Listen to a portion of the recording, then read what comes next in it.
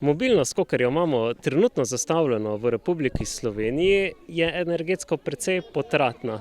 Gospodinjstva v Sloveniji v Evropski uniji porabijo največ svojih sredstev za mobilnost, glede na vse ostale države. Smisel Evropskega tedna mobilnosti je ozaveščanje prebivalstva, da obstajajo trajnejši in ekonomsko prijaznejši načini potovanja. Prosim, o čem se boste danes v okrogli mizi pogovarjali? Na okrogli mizi se bomo pogovarjali, kako lahko starejši še vedno ohranjajo svoje mobilnostne možnosti. Torej, da ko prebivalec postane starejši, da ne zapade v mobilnostno revščino, ampak da ima še vedno opcije. Ne samo kot uporabe avtomobila, še vedno je lahko pešec, še vedno je lahko kolesar, ima veliko možnosti za uporabo javnega potniškega prometa, če je baziran tukaj v večjem urbanem središču.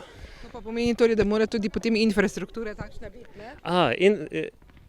Težava z infrastrukturo je, da je vedno tekma s časom. Infrastruktura, če se ne vlaga vsako leto v vzdrževanje infrastrukture, bo počasi razpadala. In naloga občine in države je tukaj, da ne zmanjša sredstev za infrastrukturo, za vzdrževanje infrastrukture.